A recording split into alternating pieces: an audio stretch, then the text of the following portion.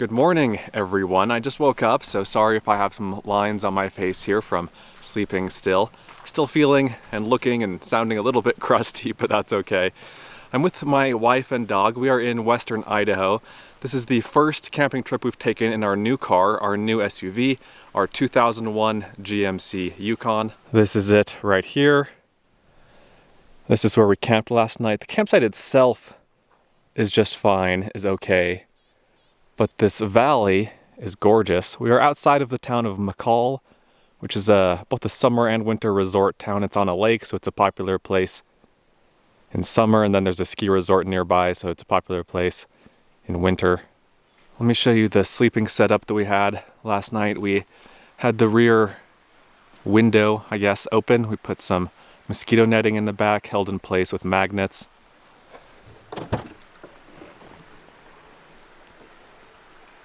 And then here's the platform and the sleeping setup in the back. I have filmed most of a video showing the sleeping platform. I don't know if you guys have seen that yet. If I have posted that video, I'll put a link to that somewhere below. I'll give you a quick overview of the sleeping platform here in case you haven't seen that or the video hasn't come out yet. But I built the platform to open up this way so that while I'm here, I can open up this hatch and access the stuff under here, and then I can move over here and access the stuff underneath. Even when all three of us are in there, it's not that big of a deal. We just all go over to one side and we can access whatever's on the other side. And then on the front, the fridge is over on this side, the Jackery power station is over on that side, and the hatch opens up here. This front section opens up to access the fridge and the Jackery.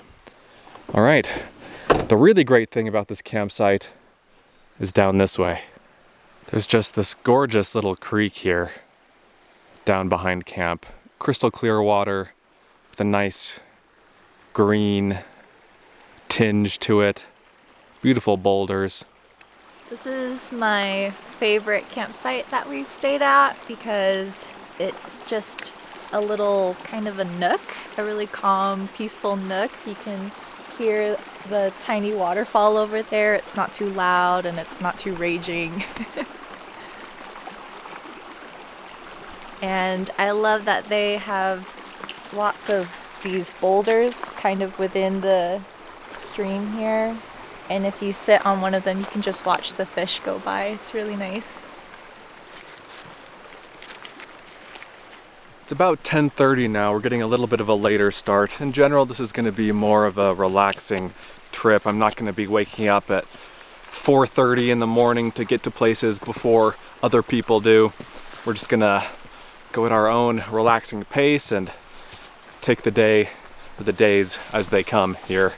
And we're gonna drive into McCall right now. Gonna go get some breakfast, gonna go to a little bakery, see if we can get a nice little mini meal to start the day, and we'll go do some sightseeing.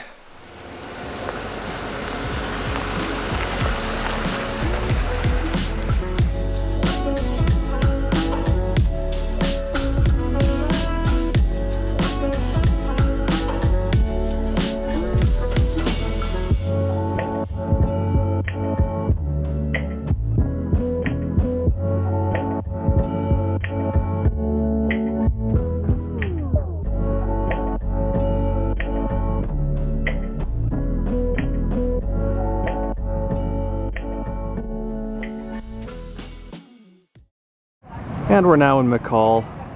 This town is on Payette Lake. Really pretty position, really pretty lake. It's a little bit hazy today, unfortunately. It wasn't as hazy yesterday as we were driving through town. We are here to go to Stacy Cakes for breakfast. Okay, we've got our pastries. We're at this nice little miniature park right on the lake here. Got a really nice little sandy beach down there. We're looking for some shade, at least Cassie wants some shade, and it's good for Bowser too. So we got three things. First off is a Parmesan pesto knish. Don't really know what a knish is, but that looks good. Maybe it's some Eastern European thing, that's what it sounds like. And then we've got a prosciutto croissant.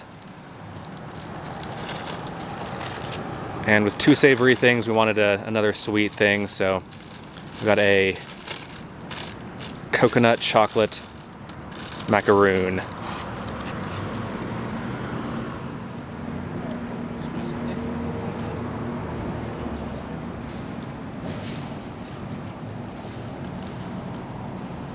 So this is the hub, the downtown area of McCall, really.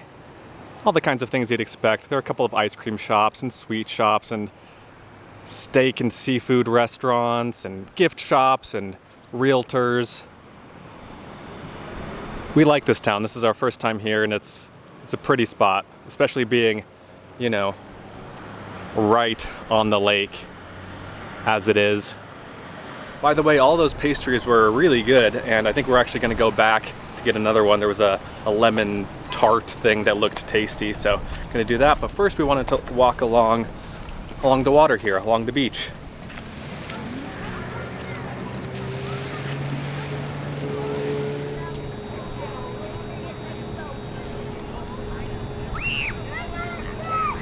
I like this little boat, this little pontoon boat. It's all couches, basically.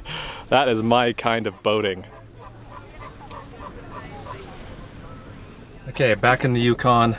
Bowser's panting, you might be able to hear him. We went back to the bakery and got this lemon tart thing. And by the way, I looked up knishes because I was curious. And yeah, they come from Eastern Europe originally. They were brought to America in the early 1900s by Jews. They were brought to New York then, and I don't know how they got to Idaho, but hey, it was delicious, and I'm happy we got to taste that. And after we eat this, well, after I'm done filming, we're gonna eat this, turn the AC back on. It's loud, so I turned it off temporarily. And then we're gonna go drive a little bit west of town, about 20 minutes away, I think, and go for a hike. Here we are parked in the only shade in the parking lot, basically, and it is a giant parking lot. And the trailhead is over on the far end, over this way. 1.2 miles to Goose Creek Falls, or at least to this trail junction near Goose Creek Falls. Shouldn't take more than, half an hour, 40 minutes to get there. Check out this perfect sitting chair, this throne rock right next to the trail. This was made to be sat in. I want this in my office.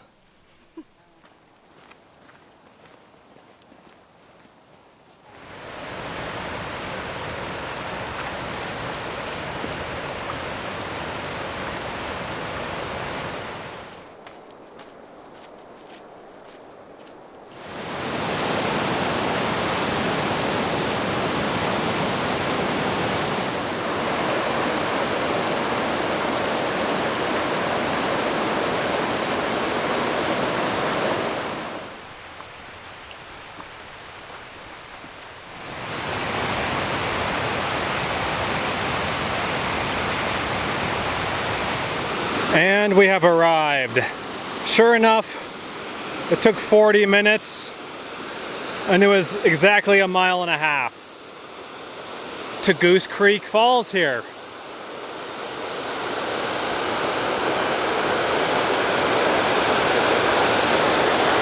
I'm gonna scramble down to the creek level here to get a better shot of the falls here.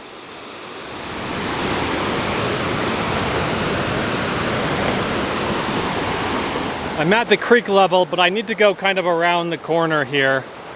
Beautiful little pool here. This would be a great place to swim or to fish. I didn't bring any fishing gear down here with me. Let's see what this looks like. Yeah, gotta go get around the corner, stand over on this part.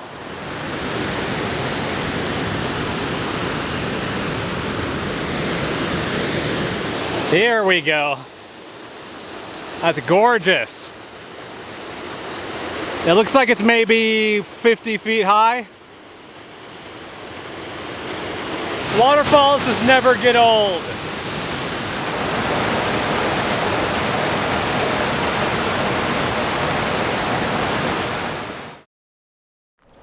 Well, everyone, it's several hours later, probably 4 hours later. We hiked back to the car. We drove back through McCall. We left McCall. I know we weren't there very long, but we hadn't planned on being there for very long. On a future trip, it would be nice to go into the lake and and drive through the state park and go hike through the state park that's right there, Ponderosa State Park, I think it's called, but not in the cards for this trip. So we drove about 2.5 hours to a little town in the mountains. It's not a ghost town, it's an old mining town, that's what it is. It's called Idaho City, and we're walking down the main street now. There's some really old buildings here, some really interesting buildings here. So Idaho City was a gold mining town. Gold was first discovered here in the 1860s, about during the Civil War. And there are just a bunch of old buildings here you can still see today, along with a handful of restaurants and a museum or two. Idaho City had a population of several thousand in its heyday. It's down to about 500 right now, and if they're open, we're going to try to get dinner here at some of these restaurants. It's a pretty sleepy town, at least right now. It's almost 6 o'clock. I feel like I'm talking too loud because it's just quiet. What do you think, Cassie? How are you liking Idaho City? It's very old-timey. Like, I thought Butte was like a blast from the past, but this is much farther back. Yeah, this is definitely older than Butte. As I said, you know, mid to late 1800s is when this was active. Butte is several decades later, Butte, Montana, which we also really like. We like these old mining towns. They're just neat. You don't see this kind of place very often anymore. We were just on Main Street and we turned down a little side road that also has some neat old buildings. But I wanted to come here in part to see this building. This is called Pon Yam House. And this sign here talks about Pon Yam, this fella right here. And this was a Chinese mercantile store.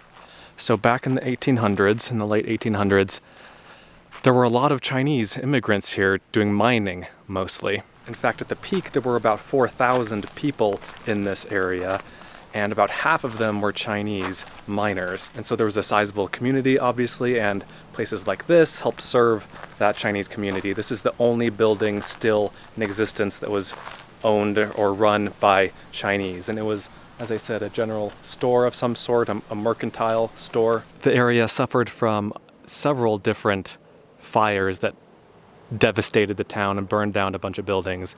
This was built to be fireproof, so it's a brick building. The sign said that it's a double-walled brick building, so it has a couple different walls of bricks here, and the doors and windows were metal-clad. Obviously, this door is not original and is not metal, but this window covering seems to be. The sign also said that the Chinese miners were known for working mines that were widely considered to be exhausted by other miners, and that helped prolong the gold mining boom in the area. I think the story of and the impact of Chinese immigrants and the effect that they had on the American West is a pretty unreported and unrecognized story, and so I like visiting these sites whenever I can. In addition to the mining, they worked a lot on the railroads. They were instrumental in building the railroads across the country. And it's just a really interesting part of American history that you don't hear or think too much about. And we just drove around the corner to find a place for dinner. This place got pretty good reviews on Google, Trudy's Kitchen. We're gonna get some salads or sandwiches or a burger or something. And here's our dinner. We're sitting outside because we have the little one with us. So luckily this place had outdoor seating. Cassie got a salad, chicken salad of some kind, and I got a burger with some onion rings. Bon appetit! It's about 8 o'clock now and we have finally found a campsite for the night. I'm tired. I got like 11 hours of sleep last night, but it's been several days earlier in the week of not getting a lot of sleep, just getting a lot of work done before this trip and for other things. And so even though I got a ton of sleep last night, I'm pretty tired today. So I'm glad that we're finally at camp. It took us a couple of tries here. This is the second area that we've checked out. We drove up a canyon further that way and there weren't really any good campsites. There were a couple of not so good ones. And this one isn't amazing, but it's good enough for tonight. We're bounded on two sides by road. This is kind of a hairpin turn, so the road goes up that way, comes and loops around just behind me here, and then you can see the other side of the road going down over there. So again, not an ideal spot, but it's good enough. Here's bed for the night. Cassie is getting Bowser some food and just getting ready in general for bed. Got a couple of fans here. I've ordered a bigger fan. I've ordered a kind of like a single big 12-volt fan, so it'll be nice to have that. But for now, I've got these two little fans. We used these last night. They're USB powered, and they really helped. How'd you like dinner? It was good. It wasn't like anything special. It was just like salad and crispy chicken. But it's what I wanted, so it was really good. I liked it. And it's time for bed now, so I'll see you guys tomorrow. I was gonna say tomorrow morning, but it might be later than morning once we meet back up. Got a little bit of driving tomorrow and some business to take care of, but then we'll meet back up with you once we have some more fun adventures to show. Hi everyone, it's about 2 o'clock the next day. Had some things to do earlier in the day, but the night was a little bit rough. We slept okay apart from an issue with, where is he? That little creature right there. So last night, Tristan wakes me up. I don't know what time it is. It's just, pitch black outside. But he wakes me up and he's like, Cassie, Bowser threw up on me. So I pick up Bowser and I just put him outside with his light up collar on, so I know where he is, as we try to get things cleaned up and sorted out and wake up our brains a little bit to understand what happened. Tristan was telling me that he was kind of pacing. I didn't feel him pacing. I was pretty deep in sleep, but it woke Tristan up enough that he could tell that Bowser was pacing, so maybe he was uncomfortable or something, so we tried to cuddle him. And then he just puts his hand down and he felt something wet and turned his flashlight on and sees there's a bunch of chunky bits all over him, and it's pretty gross. So we got it sorted out and we're trying to figure out why he threw up his food. Not sure, but we got him new food today and he's eaten that and he's been okay now. So it's all been sorted out. It was a big pile of vomit on me. Luckily it was on the sheet that I had on top of me and not on my leg or something like that, on my clothes. But that happened, and then he threw up again outside, and he was also having some issues out the other end, and it was a rough night for the little guy, but he seems to be doing better now. Seems to be doing great. And now we are in Boise, and this is the Idaho state capital. Boise is the capital of Idaho. So I've driven through Boise several times. I've never really stopped to see or do anything, so that's what we're gonna do now. Just see, I think, 3 things here, this being the first one of them. Here is the Great Seal of the state of Idaho, right in front of the Capitol building here, and I don't know why they have this, but I think this is a Liberty Bell replica, except it doesn't have a crack anywhere in it. Kind of neat though. Took about 15 years to build in the early 1900s. Apart from that, I don't have a whole lot to say about it. I don't know why I like coming to state capitals, because I never go in. Don't really have any desire to go in, but I like seeing them, even though they all kind of look the same. But anyway, now that I've seen it, we can go on to some other interesting things here. This was the first thing I wanted to see here in downtown Boise. And it is, by the way, Boise with the S sound. If you're from Idaho, it's a good way of knowing whether someone is from Idaho or not. They say Boise instead of Boise with the Z sound. I'm not originally from Idaho. I moved here a couple years ago, but I have adopted the local pronunciation, and it is supposed to be Boise instead of Boise. And this is downtown Boise, and in addition to being the capital of Idaho, this is the largest city in the state. Still not very big. I don't remember the population. I'll put the population of the city itself and also the greater metro area on the screen here. But I like it. We have a little walking street here, and this is the direction we're headed.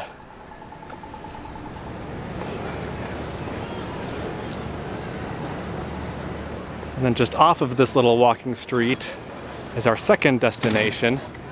It's called Freak Alley. It's basically an outdoor art gallery.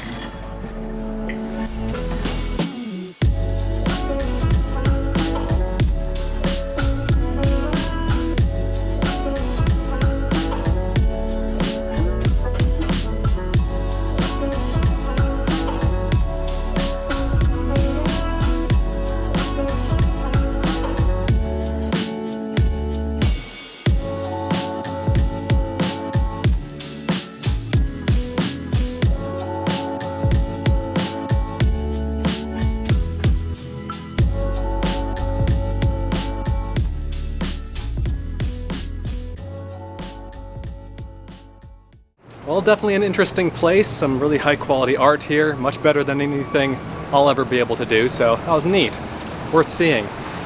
And now just another couple blocks away, we're going to our third and final destination in the city of Boise, that involves some lunch.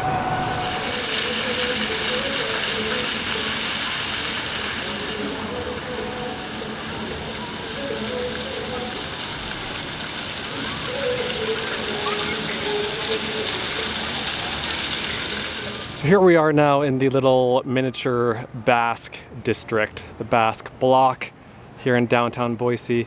So Basques are a culturally and linguistically distinct people from Europe. They're from the region that's like the border between France and Spain, but they are completely different from the French and the Spanish.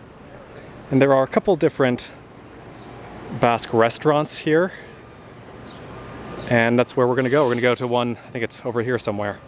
And Basques came to Idaho and to other parts of the western US. I know there are places in Oregon that they settled in a lot. They came here to be sheep herders and ranchers, and then they stayed and eventually integrated and went off to other places. But for a while here, there was a really big Basque population in Idaho. And this part of Boise is kind of the remnant of that.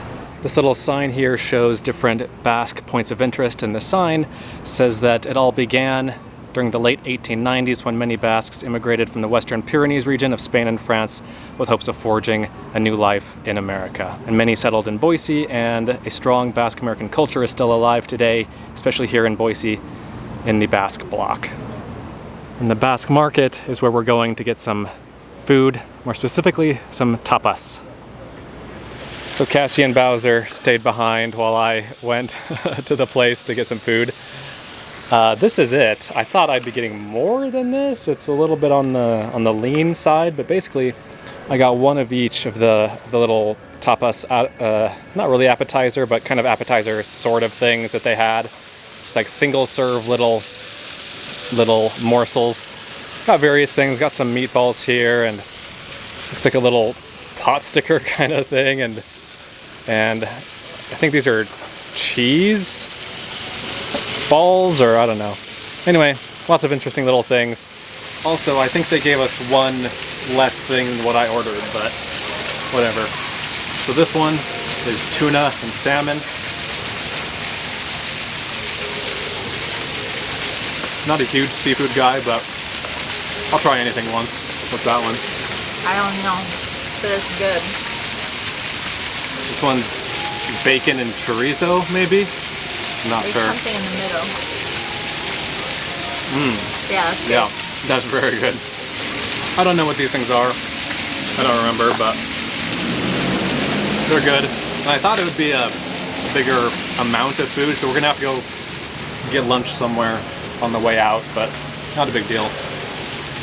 Still glad we tried it though. I mean, how often do you get a chance to try Basque food? Gonna head home. We're about 4 hours from home. Sorry if this video was a little bit disjointed. It's a little bit harder to film when I want to spend time with Cassie and Bowser, and I'd rather spend more time hanging out with them than I would filming, and sometimes I get the balance right, sometimes I don't, but I hope you guys enjoyed it anyway. How'd you like the trip? It was good. It was nice to have a test run in the new vehicle. Yeah.